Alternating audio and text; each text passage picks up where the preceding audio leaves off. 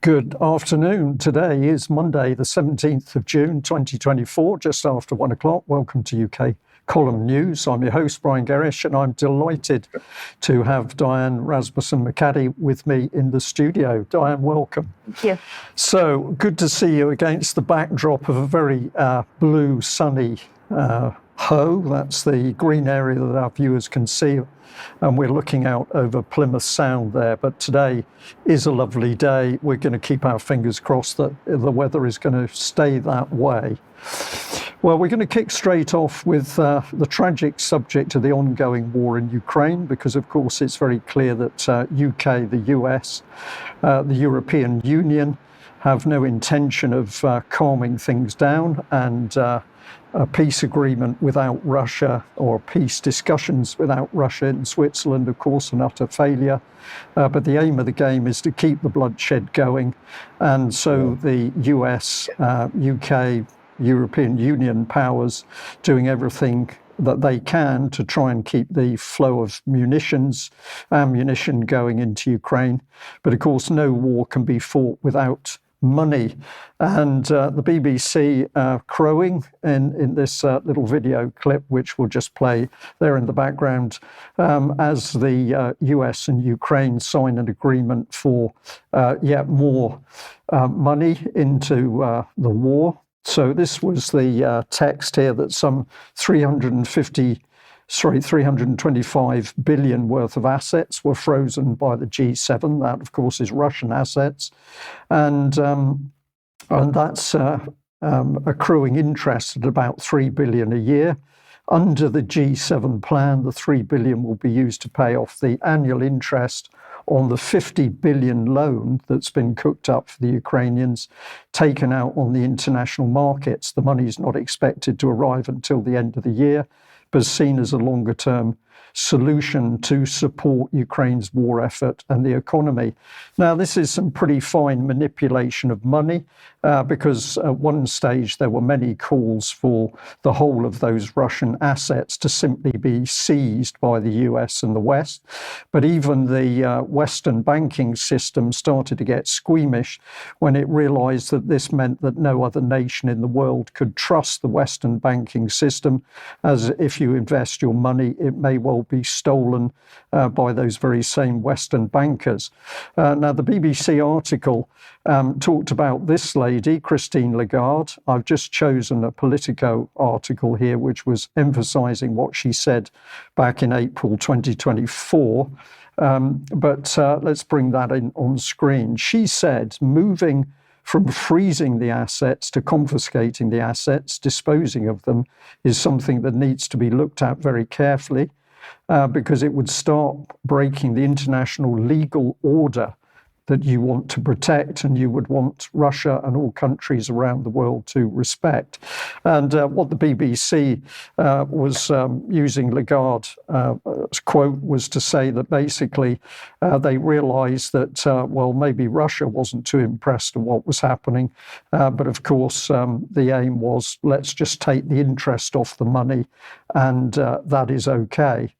Now, if we look at how this woman works, she's there head of the European Central Bank, and it doesn't take much of an investigation into that particular website to see that there's been a declaration by the bank that they absolutely stand alongside Ukraine, so Ukraine can do no wrong. And the agenda is to actually get the money in to keep the war and the conflict going. And I'll just follow through on this, because if you have a look at recent speeches that she's done, Dubrovnik here, the 14th of June, policy making in a new risk environment, you might be led to believe that she's going to be talking about the risks of instability and war throughout the world. Well, that does get a mention, but actually the key thing she's worried about is climate change, and as we've said there, more climate change.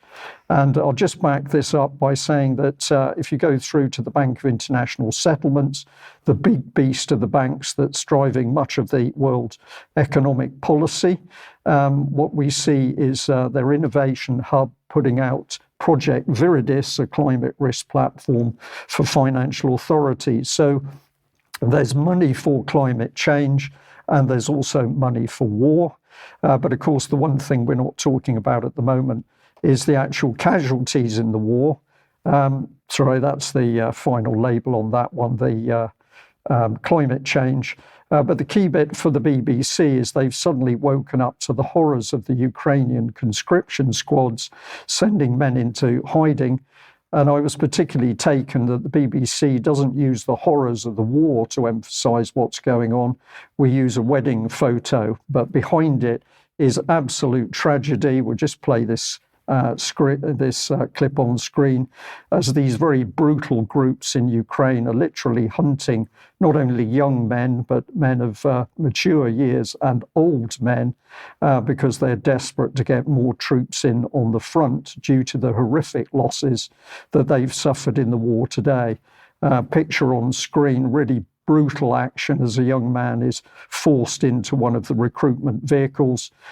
He's going to be taken off for minimal training, and probably he's going to be dead within a few days or a few weeks of reaching the front line.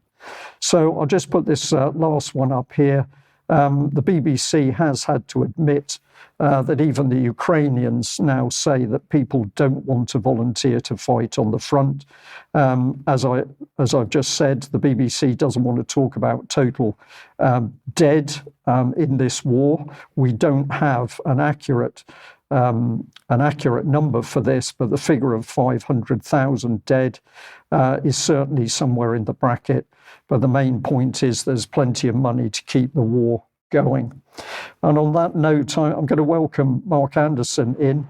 Mark, if we could deal with the banks and the international monetary system, we would have the means to constrain wars, if not close wars down, because there would be no money for the munitions and ammunition that always keep the wars going. Good day, Diane and Brian and listeners and viewers. That's exactly right, Brian. In fact, if you look over the decades, you'll see that when you want to run the regular everyday economy, money is in short supply. But when it's time for war or some other big messianic task, suddenly we have unending credit and money that just comes out of nowhere. And this is largely through the banks and their machinations. Now, what's interesting, I talked with a guy named Conrad LeBeau last night at length on the phone. I've known him casually for a few years in my various coverages of monetary issues and other issues. He's a retired author, among other things, lives in Wisconsin. He is gearing up, apparently, for a lawsuit against the Federal Reserve System. Now, that might sound like a spitwad against the side of a battleship, but he's got an interesting tactic. And this slide here, it gets into a little bit of it. There'll be more down the road as this heats up. But this is just sort of to whet our appetites about different possibilities in the monetary reform area. What he says here, probable lawsuit against the Fed. The Federal Reserve Board has sent me a letter acknowledging receipt of my first FOIA, Freedom of Information Act, containing 5 questions, but no answers were offered yet, nor did I expect an answer this soon.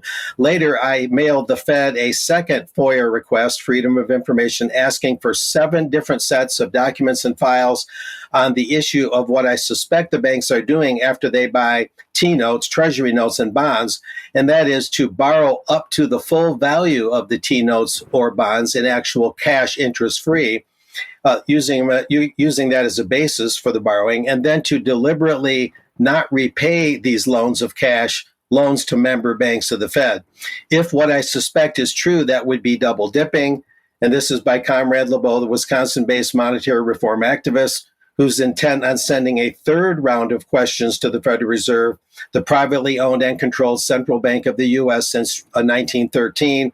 And for the record, Conrad LeBeau's website is keephopealive.org. There's different things there, not just monetary matters.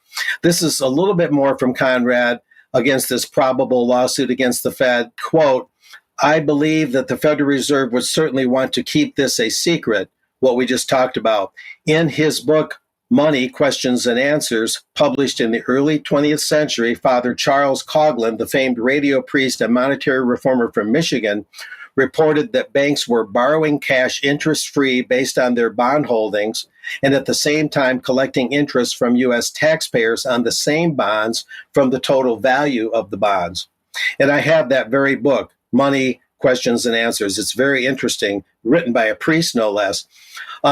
Going on, this could turn out to be more double dipping, Conrad wrote. It could be money laundering and racketeering as well. We will find out together what the facts are as they develop. I feel I'm now laying the groundwork to possibly take the Fed to court and hopefully have some parts of the Federal Reserve Act of 1913 overturned by a federal court. This action, he admits, is in slow motion. I've asked the Fed for the files and docs. Let's see what they produce. And I can mention too, Brian, that so far he's been almost totally stonewalled on any important information from the Fed, which states on its website that it's willing to share and divulge information under the law to a certain extent. Now, moving on and broadening the discussion a little bit about monetary reform, over the years, going back to 2008 in Chicago, that's when I first learned about and covered some events by the American Monetary Institute, and I just happened to get a email from them the other day, and this was in there. They're having their next conference, the 2024 International Monetary Conference. It's typically in Chicago, and it's going to be not until September 27 through 29. There'll be more information on this. That was founded by Steve Zarlenga, who passed away in 2017. I got to know Steve at a program, Brian and Diane, in Washington, D.C. at a cafe. And the noted Democrat populist Congressman Dennis Kucinich was there, who was recently RFK's campaign manager, but stepped down. Anyway, the American Monetary Institute has basically, and this is their own literature, they've basically advocated the nationalization of the Fed, not necessarily getting rid of it altogether, but supposedly changing its nature. Private commercial banks and financial institutions would no longer issue the nation's money by making investments or loans. All legal tender money is issued through the government, which captures the full use of the seigniorage benefit. Seigniorage basically being the national money and the benefits that stem from that. So that has some connection, Brian, at least generally, with the Bradbury pound. And what I'm getting at in a broader sense is these are some ideas that I'm bringing up today where you might take the Bradbury pound concept and you might find a path from that and where to go with that. The list today and what I'm covering is by no means all inclusive, but it's a start. As if we had the Bradbury pound situation, the government producing its own monetary unit, where would we go with it? So moving on, another interesting website that has a long legacy to it is the Australian League of Rights. And it has a famous quote from the British statesman Edmund Burke: all that's necessary for the triumph of evil is that good men do nothing. And one of many things at alor.org is Operation Bankwatch, many things that have been enacted and considered over the years. And this says governments of all persuasions and politicians in particular absolve themselves entirely from such responsibility in these financial matters, and to why our financial system and economy has collapsed and is not being regenerated, and refuse to apply themselves to this vital situation. So it's pointing out the basic dilemma, the basic problem. And it goes on to say the truth is the present impasse has actually been created by the actions and neglect of our federal politicians over a long period of time with the blessing of acquiescing state governments. The responsibility is now entirely with these very same politicians, our duly elected representatives, to see that changes are made, in this case, to Australia's financial system. Very interesting stuff, and we'll keep moving on. And to allow unpayable debt to be accommodated, that's the goal, and written down in some way. A lot of people would completely erase debt from the books, calling it fraudulent anyway. That's been brought up. The situation must be addressed as a matter of urgency. Otherwise, this casualty lists among industry and farmers will grow and grow till Australia itself destructs economically and socially. So we'll keep going. I've got some miscellaneous items.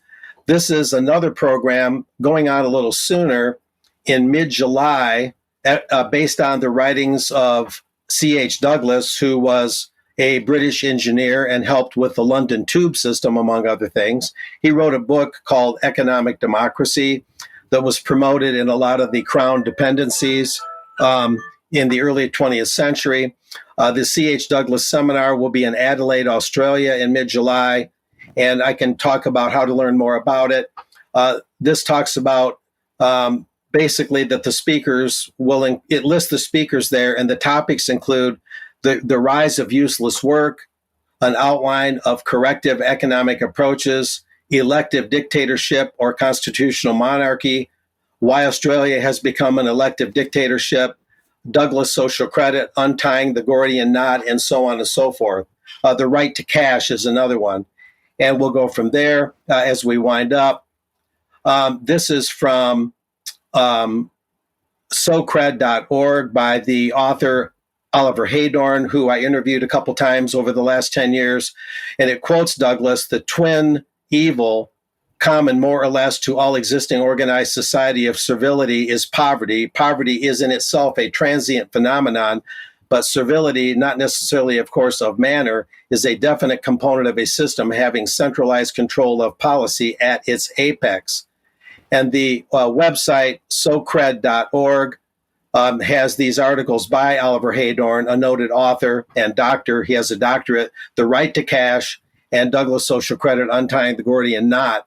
And I believe we're near the end, and this is another website that also gets into the Douglas economic democracy, The People's Credit, A New Economics for Human Flourishing. People can check that out as well. And I believe there's been a lingering question about Douglas social credit and the difference between that and universal basic income. I can get into that now, Brian, or in extra. I believe there's a video up. It's your call if you want me to explain that now or do the video first.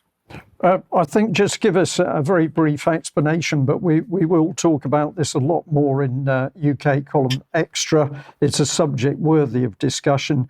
I think the thing is that many people need to understand that we've got the globalists trying to bring in social credit, where effectively people can be forced to live, as I see it, on a minimum wage.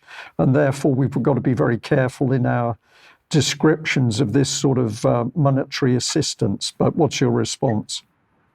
Well, first of all, the Douglas social credit goes back to 1918 or so, and vastly precedes that Chinese system and has no resemblance to it whatsoever. And I've looked at that very, very closely. Oliver Haydorn has some videos posted, kind of animated videos that explain it.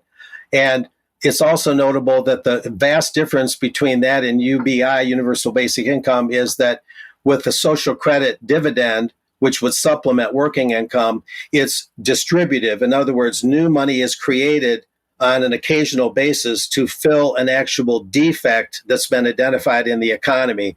So it's a necessary corrective measure, whereas UBI is redistributive. They take the money from one class of people and transfer it to another, redistribute it.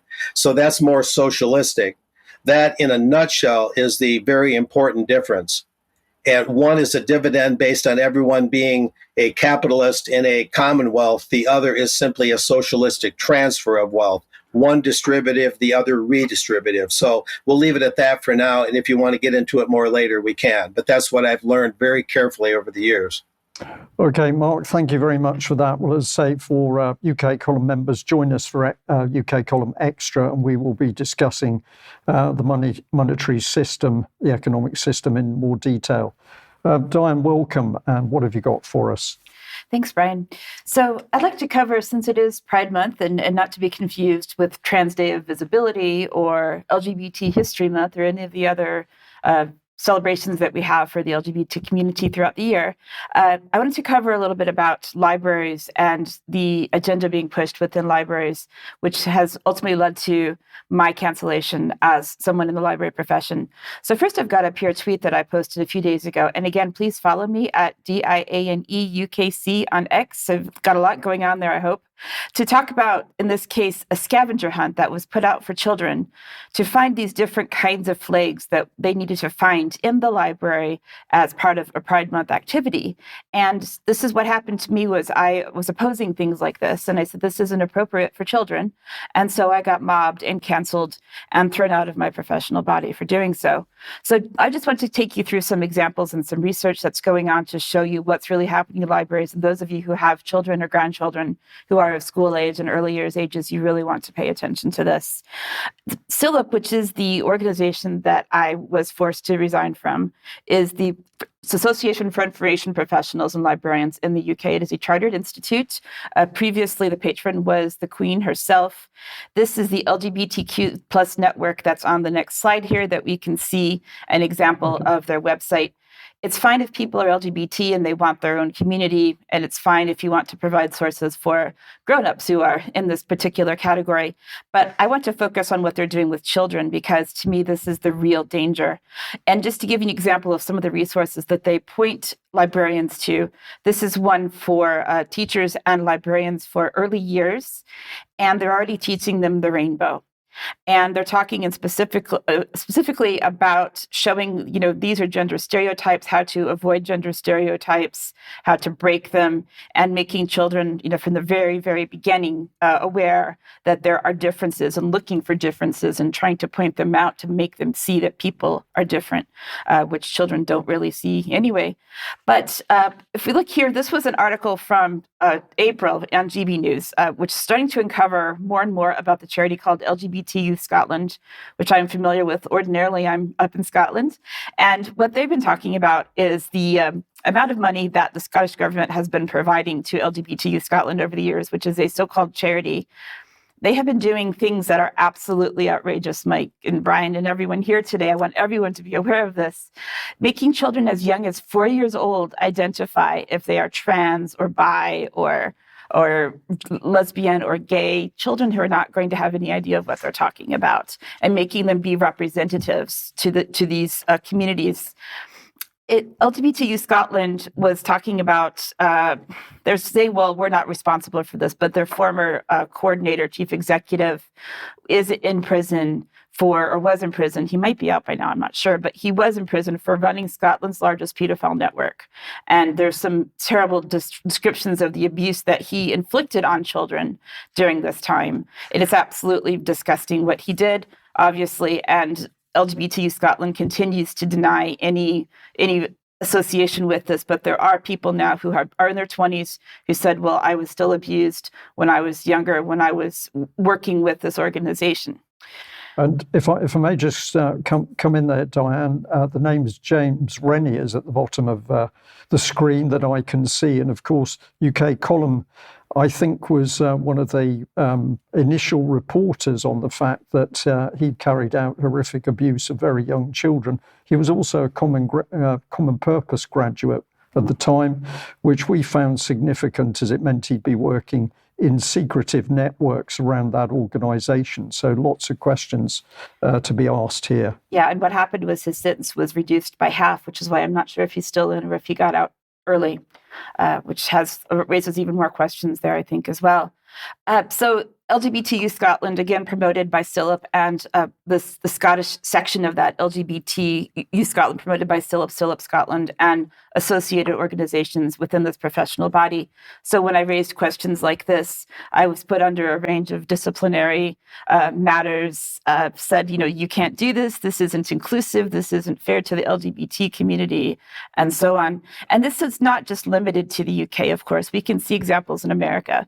So on the next slide, we have from the American Library Association, which is the child, or the sister organization to SILIP, where their 2024 conference, which I was supposed to be at this year until I was rejected from the organization, but I'm here instead at the UK column, so it's a much better option. This is on their program just as an example on how to support transgender students, practical tips for librarians, educators, and allies, presented by Alex Myers, he, him, his, who does identify as trans if you read the biography there, and what can I do to support transgender students? And what's really scary about this are the pieces of the agenda that go forth and talk about how we provide these services without consulting parents, that we don't even want to consult them, that we shouldn't consult them at all whatsoever, because they say that children have the right to privacy. And this is also covered in the CILIP conference this year as well. Children have the right to privacy, digital rights of children. So therefore, those rights are more important than what could possibly be protected by the parents or the families that care for them. So just here at the end, I have one more slide we'll cover here, which is all about, well, just very quickly, a couple of things. This is a comic book that was exposed in an Edinburgh school for girls. And we also have on the flip side of this here as well, if we look at this next slide, we have issues of censorship and book banning where they're complaining about LGBT and materials for children, for LGBT as well as biracial or people of color, all of these sort of marginalized anti-racist materials, which we know are actually racist materials. American Library Association Center for Intellectual Freedom complaining about that. But then again, they also complain about having books available in libraries and in bookshops in Scotland. So if we look at the next slide on the issues around people who can provide books that are LGBT is nice, but things that are TERF is not allowed, right? So we have some issues there of what is considered to be censored, what is considered to be useful, and what we should include or not include. So a lot of issues going on there. So here's a bit of academic research here at the very end. Drake's Green Story Time in Libraries. This was written by a former student, I believe it was at City LAS in London, which was the library science program there, around how Drake Green Story Time is so good for developing empathy, multiliteracies, inclusion, and this is for early years children, for drag queens to go in front of them and provide story time to them. And so when I said that this is an issue, and when I said, why are we promoting LGBT books and saying gender critical books or trans exclusionary radical feminist books are bad and should be hidden, which is what's covered here. This is an article from the Free Speech Union, which I belong to, by the way. And I asked these questions, why is this happening? That was kind of the demise of my involvement in my professional body. And this is what happens in today's world when you speak out about what you know is right. Diane, thank you very much for that. This is an incredibly important subject because it is an attack on the minds of our children, the attack on the minds of young people. And somebody in our chat box just now said, well, actually what you're describing is a war against normality. And I will just add that we do get support from the gay and LGBT community, because there are people who are now seeing through these policies, and they realise that if this continues to grow, that nobody will be safe from the next new agenda that will come through. So grooming by the government, but of course it's powerful lobbying groups that sit behind that. Thank you very much. Now, if you like what the UK column does, then please support us. We'd really like people to join us with a membership, because that keeps us operating financially, and we can only do what we do with your financial support. So £5 a month, huge amount of material from the UK column. We think it's good value for money. Have a look on site and see if you can manage to support us in that way. We also encourage people to share our material. Please give the UK column a mention. As we've said now for quite some time, we're stuck on Facebook. We seem to have been banned or blocked on that, but we're trying to see whether we can free it up. You can also help us by going to the UK column shop and making a purchase. And I'll say the water bottles are extremely popular. And hopefully, if we get some hot sunshine, they will be a very good buy for you. Now, I just want to mention that yesterday, or the weekend, the UK column team was in the studio preparing for the UK column live event, which went out yesterday. We thoroughly enjoyed it. It was great to be able to put all of our presenters on screen in front of the audience to tell their own personal stories as to how they woke up, how they got involved with the UK column. And we were also able to give our viewers and listeners information about how the UK column got it started itself. And ultimately, we talked about where we wanted to go. Now, the day's events are being edited as we speak, and we look to have a video of the whole day up on the UK Column website as soon as possible. But just bear with us, because Monday today is another day, and here we are doing the news. Now, we did get some lovely comments back. Kenny was kind enough just to choose a few of them. There were a lot of them, so people thanking us for what we did. Charles and Ben both got praise in the ones I've selected, but there was praise for all the presenters. And this is really encouraging for us to get this sort of feedback back from our audience. We are doing more of this, so we'll keep you posted as and when that comes up. Now, tomorrow, Tuesday, the 18th of June at 1 o'clock, Debbie is interviewing Adam Rowland, who's a vaccine-injured person. We've spoken to him before. Very emotional, but very informative interview. So log on to have a look at that. And then also big thanks to Colin Buchanan here, who actually sent me an email talking about what's going on in the world. He's talking about NATO ramping up the conflict with Russia. He's talking about the merciless Israeli assault in Gaza. And what he says is we've got to stand up and do something to challenge this, particularly as we now see a focus on the danger of militarism and conscription. And I totally agree with what he said here. But what he's also put through is the Rally for Peace and Freedom, which will be on Glasgow Green, Nelson Monument, 1 p.m, Saturday, the 29th of June. So if you can get to that, that would be really excellent. And of course, we've also got the Sounds Beautiful Festival coming up. That's in Dorset, June the 27th to the 30th. Beautiful 15-acre site, and the UK Column team looks forward to seeing you there. Now, of course, it was only a couple of weeks ago that the UK Column was also out on the ground at a festival, and we had the opportunity to talk with the Freedom Alliance, and we're going to put out that little interview tomorrow evening at 7 p.m. It is audio, really worth listening to, as I was able to talk to Catherine Evans and Alan McManus here at the festival in the luxury of a dry tent. So join us for that. And this is really the big date for your diary, is Saturday the 19th of October 2024, when UK Column will be in a very good venue. More details of all this will come up in Bristol. And this is the opportunity to not only meet the UK Column team live, in person, but we also have some really good speakers.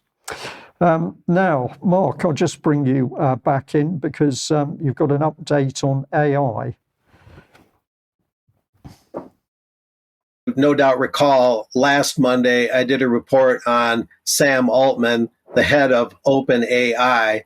And of course, Sam has been a regular Bilderberg attendee, and I noted that Bilderberg connected media, such as Axel Springer, and it owns Politico, especially News Corp and others, Financial Times is very ubiquitous, are making deals with OpenAI to use the news content and re-engineer that, you might say.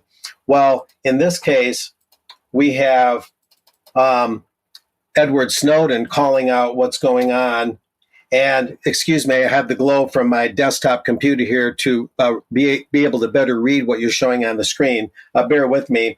And basically, in this update to what I reported last week, Edward Snowden, the known high-tech dissident, he viscerates OpenAI's decision to put a former National Security Agency director on its board, saying, quote, "This is a willful, calculated betrayal of the rights of every person on earth," end quote.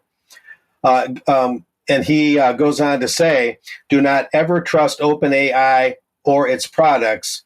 The NSA employee, Edward Snowden, turned whistleblower, wrote on X recently, after the company, OpenAI, announced retired U.S. Army General Paul Nakasone's appointment to the OpenAI board's new Safety and Security Committee.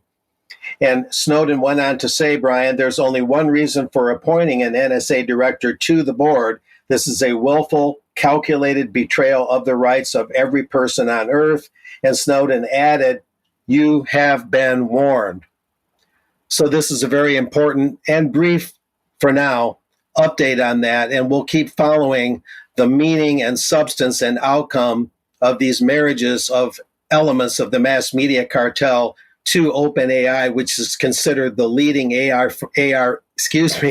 firm on earth, and very, very connected with Bilderberg directly and indirectly through these media outlets. So there'll be much more on this, and we'll see where this thing goes and how it grows. Back to you.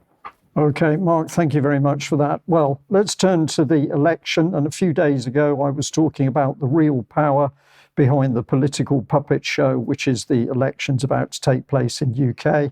Obviously, the team players, in inverted commas, Rishi and Keir Starmer. But what I was emphasising here is that we have to look around the party to see where the power base is. And I'm going to talk today about the funders. And strangely enough, I ended up going to look at Open Democracy. Now, if you look at their information, this is very good information, and they're talking accurately about what's happening. But I think you also need to remember that Open Democracy itself is a political and social change agent. I'll just put that on screen so that there's no misunderstandings with my view of what Open Democracy is up to. However, good article from them with a lot of information. So it's saying that the Conservatives received the most donations by far, 44.5 million, compared to Labour at 21.6, 6 million for the Lib Dems, and a mere 610,000 for the Green Party, and 255,000 for Reform. And the important thing about that is when you get into this bit on Labour, it says of the 21.5 million in cash received by the Labour Party in 2023, just 5.9 came from the trade union movement, compared to 14.5 million from companies and individuals. And they write, the author of the article rightly describes it as a huge increase in the previous year. And this has all happened around Keir Starmer's leadership. So it says that as trade union contributions have dipped slightly from around 6.9 million in 2020 to 5.3 in 2022, donations from businesses and individuals have soared, totaling 2.3 million in 2020 and 7.6 in 2022, before nearly doubling last year. And if we just bring in a bit more detail, this is where it gets interesting, because around 10 million of the total comes from just 4 sources. Gary Lubner, 4.6 million, David Sainsbury, 3.1, Fran Perrin, 1 million, and Ecotricity, 1 million. And that last one is the green energy firm owned by prominent eco activist Dale Vince. A bit of highlighting here. This means that just 2 individuals gave the Labour Party more money last year than all the trade unions combined. So is Labour to do with the ordinary working man and woman? I don't think so. But if we get into the Tory party, it says that of the 44.5 million in cash received by the Tories, more than 20 million came from just 2 sources, John Sainsbury and Frank Hester, an IT entrepreneur from Leeds who's given 5 million personally, and another 5 million through his firm, the Phoenix Partnership, which has benefited from public sector contracts. So this really, in my opinion, needs to be shut down. This is a bit more detail on other funders. We've got Mohammed Mansour, Egyptian-born billionaire, 5 million. Graham Edwards, co-founder of the largest private company in UK, Trillium, which is 2 million. Amit Sawyer at 2 million. Christopher Barry Wood, 1.3, and Alan Howard, hedge fund manager, 1 million. So who really controls the Tory party? The Tory party or the funders? In my book, it is the funders. But let's have a look in a different direction, and let's highlight the subject of Israel, which I am not shy of talking about because, of course, there is huge lobbying power coming directly into British politics from Israel. But if I go back to the UK column from 2015, we were starting to warn about people who were dismantling the idea that UK was a Christian country. So the Telegraph here, Britain is no longer a Christian country and should stop acting as it is. And I'm highlighting here the Commission on Religion and Belief in Public Life has been convened by the Wolf Institute, Cambridge, to consider the role of religion and belief in contemporary Britain. Now, this was a very big issue for the Jewish press, because the Jewish Chronicle here heaped glowing praise on the work of the two top judges, Wolf and Butler Schloss. But what were they actually doing? They were demoting Christianity. And the UK column did a lot of research into the work of the Wolf Institute, which describes itself as independent. But in reality, it seems to us that it's anything but. You can obviously look in more detail at these slides once they're up on the UK column website. But the Wolf Institute tied into the Centre for Policy and Public Education, formerly the Centre for Public Education. And what were they doing? Well, essentially, they were attacking Christianity as a base to this country.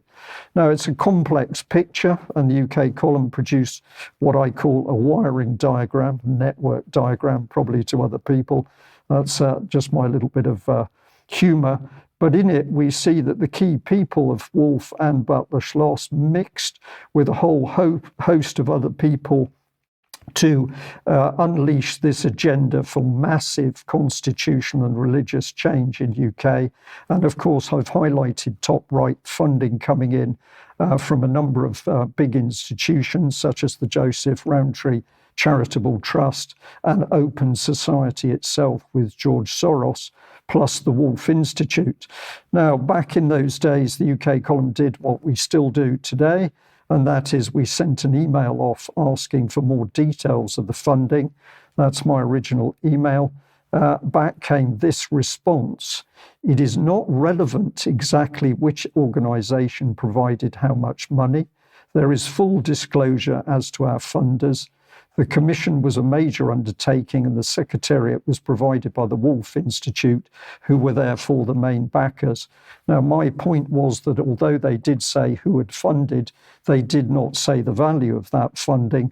And of course, large sums of money equal lobbying power and control to push this issue through. So we also flagged up this man, Dr. Edward Kessler, and we showed that he was also sitting on the Foreign and Commonwealth Office Advisory Group on Freedom of Religion and Belief, and he regularly teaches the FCO staff on how and why religion can fundamentally affect policy. So here we see a very dark action going on, that we're mixing politics and religion, but we're using religion to drive the politics. And in the mix, we also highlighted Justin Welby, who was working in the shadows, we said, to destroy his own church, because here was the Archbishop of Canterbury sitting on part of the Wolf Institute's team of patrons who were coming up with the policy that was going to suppress Christianity in the first place. So an astonishing situation. Can we trust our parties? I don't believe so. We've got to look much deeper to the power of the money supporting them and the lobbying groups. Well, let's move on from there. And I think, Diane, you're on the subject of AMR. AMR, thank you. Went out of my head just for a moment. No, actually, thanks, Brian. This has been a big collaboration between myself and the fabulous Debbie Evans, looking at the large issue of bacteria, of antimicrobial resistance, and the larger agenda that's going on. And I'm going to give a little bit of my take on it and from the perspective of university research supporting this. If you've been watching the news at all recently, the mainstream news has been reporting E. coli outbreaks in the food supply. This has been the most recent thing. They said now, sort of, we don't know what it is, but it's maybe potentially some sort of a salad ingredient, as we can see on the next slide. There was some information here from Sky News and sort of all these mainstream sources that have been saying salad ingredients, don't eat sandwiches. We don't really know exactly what the source is, or they're not telling us. They're being very mysterious about it. which I think is a great way to increase the fear. They're also saying, if you look as well in Virginia in the United States, the same strain of E. coli is apparently spreading around there, an outbreak in Virginia. And the problem here is that we don't really know what it is. And I personally want to think that is possibly a bit intentional. We also have cryptosporidosis and cryptosporidium, which I'm probably not saying correctly. Debbie says that better than me. But here the issue is, if you eat a sandwich, if you eat a salad, you're going to get E. coli. If you drink the water from the water supply, you might get cryptosporidosis, which is laced with cryptosporidium, which of course is the fault of the water companies, especially Southwest Water, which I can say now that I am down here in Devon, where I am using Southwest Water, unfortunately. Indeed. Yeah. Yeah. The parent company of Southwest Water is the Pennon Group, and their 2024 report said that there was no mention of E. coli or what global heating, which was reported in The Guardian as being the cause of cryptosporidium potentially spreading around the water supply. They don't mention E. coli. They don't mention global heating. There was one mention of cryptosporidium. So certainly, and they said it was a lower risk rating than, current risk rating has gone down, which is very impressive, isn't it, Brian? So if we go on as well here, I looked at some academic research to kind of see, okay, what are they saying about climate change? Climate change, according to these researchers and others, say that it has a little overall impact, which in this case was around the runoff of cryptosporidium and one other bacteria from between land and surface water. So there's a lot of research around cryptosporidium and especially around E. coli that I can't get my head wrapped around. In 2022, our Dame Sally Davies, who, according to Debbie, is potentially even more evil than Dame June Rain, if that's possible, antimicrobial resistance could kill us before the climate crisis does. So again, increasing the fear. What is the problem here with antimicrobial resistance? Well, we need antibiotics because antibiotics are what are going to kill the E. coli if it gets into our body or if we get cryptosporidosis. So if we don't have antibiotics, then what's going to happen to us? Well, we're going to be in a lot of trouble.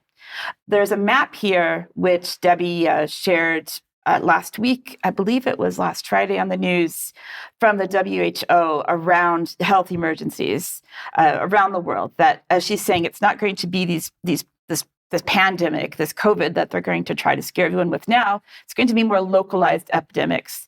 And if you can see closely, hopefully you can see close enough, put on your glasses. If not, cryptosporidosis is in the southwest of the UK, which is where Brian and I are right now in Plymouth. And E. coli is also in Europe. And they're saying this is all going to increase. It's all going to get worse. More and more people are going to get sick from these different epidemics that are around the world. Antimicrobial resistance is a major topic of research funding in the UK. This is from the UK Research and Innovation Council, which kind of governs the major funding agencies that pay for government-sponsored research in UK universities and institutions. So we can see here that there are all of the major research councils which fall under UKRI are covered from 2021 to 2025. As they say here, this occurs when pathogens such as bacteria, viruses, fungi, or parasites stop responding to the drugs used to treat them, and this makes infections harder to cure. So if we have a problem, if we can't drink a glass of water, if we can't eat a salad, and they're potentially laced with bacteria, what can we do that's safe anymore? So that's a big question. That's a good question. Yeah. So the WHO has this One Health thing, which I'm sure has been covered previously, which they define One Health as an integrated, unifying approach that aims to sustainably balance. And we know what sustainable means. It means unsustainable because we are living in an inverted world when it comes to language, and optimize the health of people, animals, and ecosystems. So this is linked to the Medical Research Council in the UK because they are a partner in this global coordination. This involves 29 nations in Europe with over 170 million euros invested to curb antimicrobial resistance. Huge amounts of money, huge amounts of people and resources. So that takes us again to Agenda 2030 and the UN Sustainable Goals, which we can find in the UN Sustainable Goals around E. coli, which is highlighted there at the bottom. We have an AMR indicator, which is built into the Sustainable Development Goals. And how are we going to monitor this? What are we going to do about it? Well, we have the Human Environment Program, which says it is imperative to tackle these environmental dimensions of AMR. So once again, linking together climate change with sustainable development goals, with now antimicrobial resistance, because we're all going to die because we drink a glass of water, or because we breathe the air and we turn on the air conditioning. If it does get hot here, all these things that could be happening.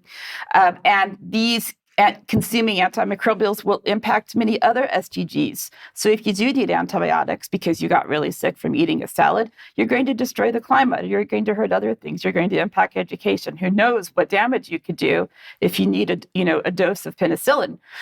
So what happens here then is we start to get into what the universities are doing. And this is where I want to show you some specific examples to show you how this exactly happens. So here's a video from the University of Manchester. Apologize in advance for the quality of the video, showing how the University of Manchester is enacting the 17 Sustainable Development Goals.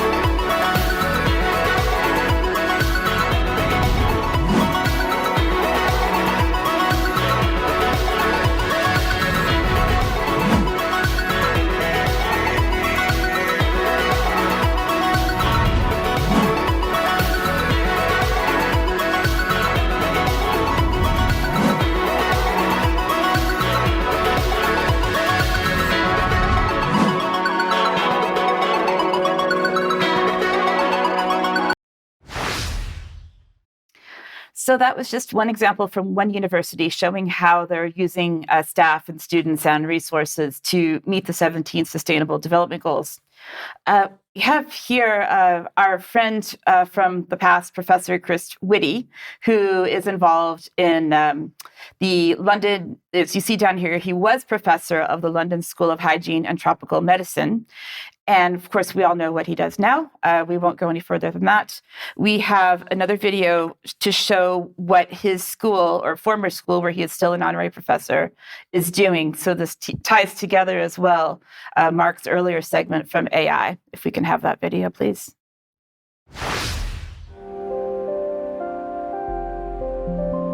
AI is completely changing the world. It's revolutionizing it. And in my case, it will be for microscopy. So all the developments that have been done in computer vision, which is basically you have a digital image and you need the computer to understand what is in that image, that's now being applied to microscopy. The ambition of our science now is just so different than what it was 3-4 years ago, because we can test research questions at such a scale that were previously unimaginable. So the solution for AMR and bacteria and so on is going to be AI. So I don't know about you, Brian. I don't necessarily feel any safer after that. Not at all, because we're now able to see videos and indeed documentation where, for example, the MHRA simply discusses the data. It doesn't get to the root of the problem of the safety and the damage that's been done to people as a result of the vaccine. So the talk is all about manipulating numbers and data. And of course, if you use an AI system, that's just going to be part of that circular pond. Yeah. Exactly. And so my final slide here in the segment is just to show you, in case you weren't already, sorry. Sorry. Put that one back. If you weren't already scared by the idea of eating a salad or a sandwich or drinking a glass of water, 3 weeks ago, this was originally on GB News. And then, funnily enough, MSN, so Bill Gates, Microsoft, reshared this article saying that the WHO has updated the pathogen list as intense antimicrobial resistance sparks fears of a pandemic worse than COVID. So this is what they're saying. They're saying that we will be looking to next. So I personally believe that Debbie Evans is right on target with this. And I hope this has shown why. And I hope I've also shown why the universities are doing their very best to support all of this, Brian. Yeah. Okay. Thank you for that, Diane. Well, Mark, let's bring you back on screen, and we're going to finish the news today with a segment on Africa. And what is in my mind is that as we've seen huge amounts of money created and moved around the world to keep the wars going, whether it's in the Middle East or Ukraine, we never seem to see those same efforts made in order to solve poverty, food or drinking water, particularly in Africa. Over to you. Yeah, being a little mindful of the time. Thanks, Brian and Diane. Good stuff. This is an article through the Brownstone Institute website by a Nairobi professor, if I'm saying his last name right, Odwar. Which Way Africa? Africa, of course, has had many tragedies visited upon it over the decades, colonialism, etc. The exploitation there has been off the page. And moving on from there, we'll kind of do a somewhat shorter version of this. Viewers can check out more detail as they see fit. Professor Odawar wrote in my in the 24th April 2024 article, 224s there, I pointed out that if the WHO's pandemic agreement were signed into international law in its current form in May as scheduled, and it turns out that agreement or treaty was not, only the international health regulations were passed at the 77th World Health Assembly in Geneva. This was written kind of during that assembly. Then several of the treaty's provisions would greatly harm the peoples of Africa. So this is a bit of a warning if they do, in fact, try to pass the treaty. Among the harms would be the fact that the sovereignty of the continent's states, the African continent states, would be greatly eroded by the centralized management of public health emergencies. Besides, an unprecedented censorship infrastructure would be put in place, thus inhibiting the building of open societies. And what the professor's talking about there in part is the anti-disinformation stuff that was discussed at length, including at many of the press conferences that I covered firsthand for UK Column at the WHO. They are absolutely intolerant of anything negative about vaccines, no matter how well researched, for example. Anyway, furthermore, the professor wrote, African states would be under the obligation to divert a significant proportion of their meager health budgets from immediate health concerns, malaria, malnutrition, etc., in order to contribute to the global kitty, the global piggy bank on pandemic preparedness. And as Diane pointed out, they keep rolling out candidates for what might be the next pandemic. We've also heard of the avian flu. Moving on from there, doing a somewhat shorter version, this is Reginald Odawar, the Nairobi professor that wrote this. I won't say much about his CV, except he's an associate professor of philosophy at the University of Nairobi, and he's associated with the Pan-African Epidemic and Pandemic Working Group. So he is involved in such matters, and we'll comb through just a little bit more, just hitting on the highlights. Commenting on the potential impact of the treaty and the amendments to the international health regs. The professor is referring to Dr. David Bell and another doctor and saying that together they reflect a sea change, the two things, the treaty and the international health regs, in international public health over the past 2 decades. The two things aim to further centralize control of public health policy within the WHO and base response to disease outbreaks on a heavily commoditized approach, which speaks of more profiteering rather than actual straightforward, honest healthcare, rather than the WHO's prior emphasis on building resilience to disease through nutrition, sanitation, and strengthen community health community-based healthcare. Going on from there, we probably won't get into all of this. The professor wrote, "It seems to me in the field of global public health, the pandemic agreement, which again hasn't been passed yet, is intended to play a role similar to that played by a constitution, while the international health regs would have a role equivalent to subsidiary legislation." So one is the supporting legislation, the other is the more broad umbrella, like a constitution. Important to take note of these structural things. Of great relevance to my reflections of great relevance to my reflections in the present article is Professor Akechi's further observation, and this is probably the last thing I'll cover on this. Professor Akech, that Professor Odewar is referring to, said the following: "The proliferation of international regulatory mechanisms over the last 2 or so decades has created a democracy deficit in the international arena. Our interactions across borders have led to a realization that our interests, grievances cannot be addressed by separate national governance systems. As a result, the makings of these governance decisions has basically inevitably shifted to global institutions, often without our national participation or any accountability to national entities. Yet these institutions, the global ones, exercise immense powers and regulate vast sectors of our social and economic lives. Their decisions directly affect us." And Diane talked about the machinations with the 17 Sustainable Development Goals, in many cases without any intervening role for national government action. Here as well, a need arises to democratize the exercise of power.